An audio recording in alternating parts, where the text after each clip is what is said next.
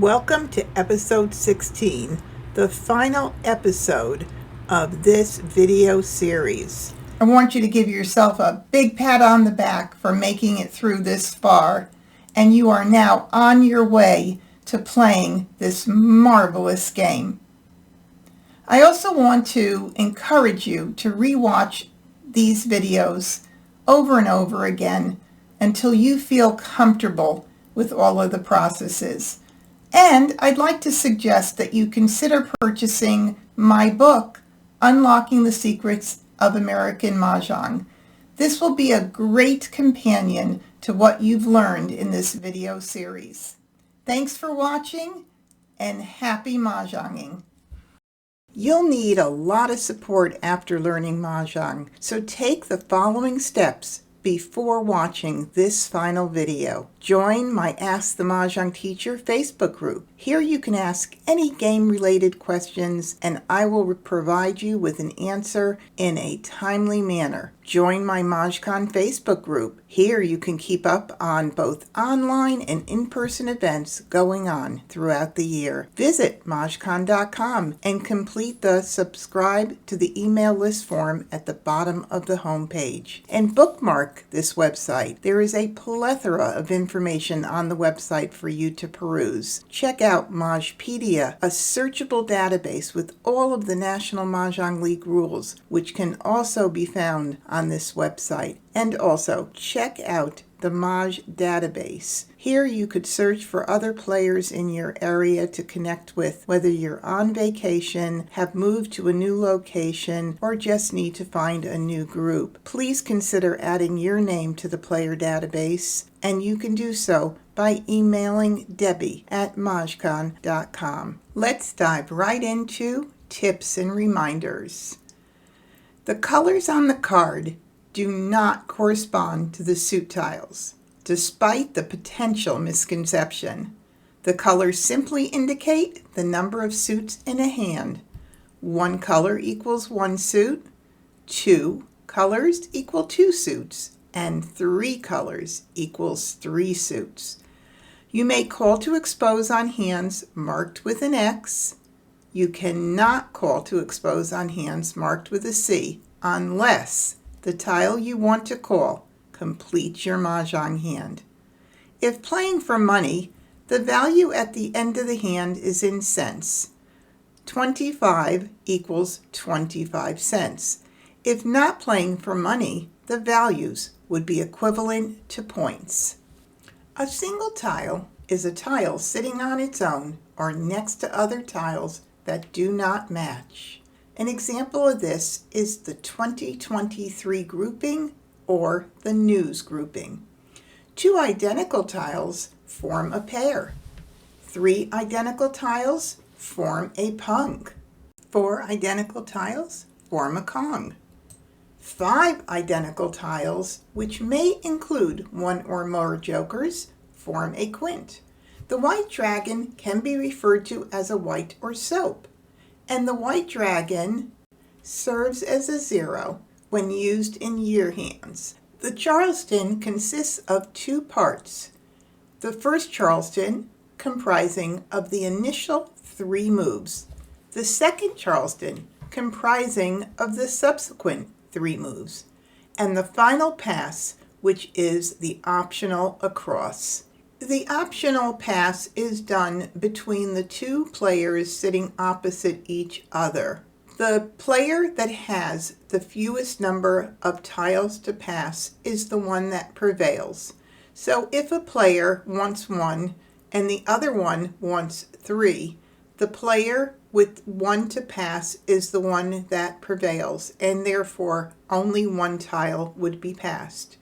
If one of the players said zero, then the optional pass would not be performed. Blind passes are permitted on the first left and the last right. And the reason it is called a blind pass is because you are not supposed to look at the tiles. You are taking from the receiving pass. If you want to stop the Charleston, you need to alert your opponents before or during the first left by saying something like, "Hold up, I might stop it," or "Go slow after this pass.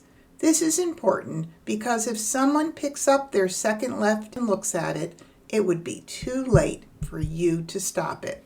During the game, when you want to call a tile, you need to verbally announce it by exclaiming, "Call! I want that," or "I'll take that."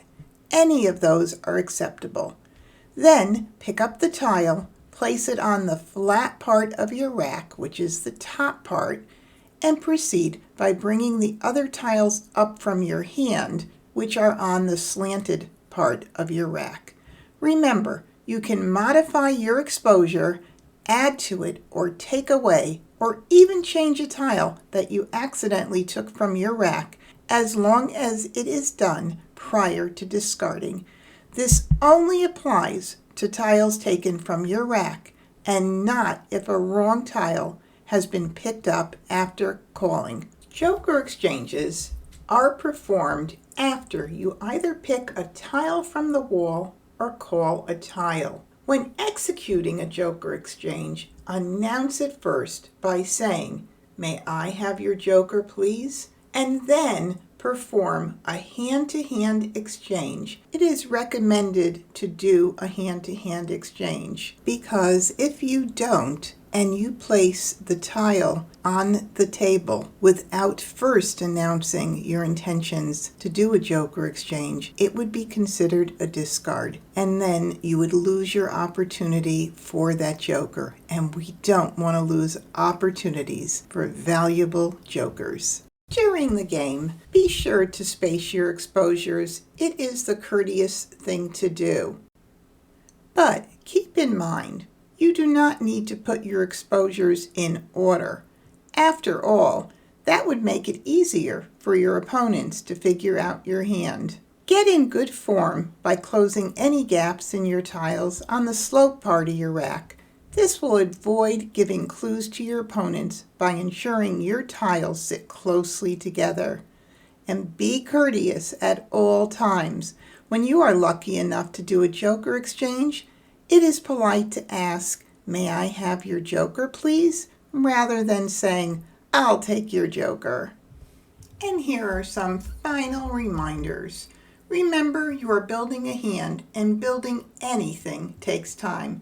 Choose one or more categories where you have the most tiles, and avoid settling in on one hand until you have run out of discards.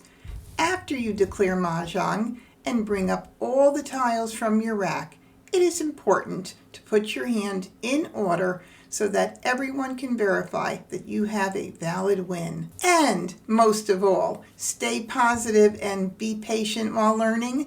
Mahjong is a challenging game that requires practice and time to achieve a greater level of play. All right, coming up soon, there will be a bonus scoring video, so watch out for that on YouTube. And I will have full games at ilovemahj.com for you to watch at your leisure. Now I get to say a big congratulations. You have finished the entire video series. You should be very proud of yourselves, so give yourself a big pat on the back. This is an amazing accomplishment, and you are going to enjoy so many years to come playing this amazing game. Now it's time for you to start playing on your own.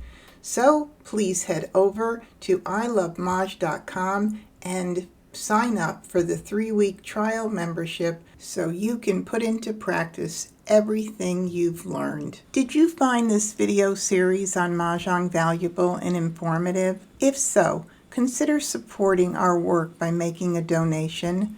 Your contribution will help us continue creating high-quality educational content and expand our efforts to promote the joy of Mahjong to even more enthusiasts like yourself. Every donation, no matter the amount, makes a difference in supporting our mission. Click the link in the description below to make a donation securely. Thank you so much for your support. I want to remind you again to subscribe to the MahjCon YouTube channel and click the bell to get reminders if you haven't already done so. This will conclude episode 16. If you have any questions, be sure to email me at debbie@mahjcon.com. And thanks so much for watching this educational video series on how to learn American Mahjong. I'll see you soon.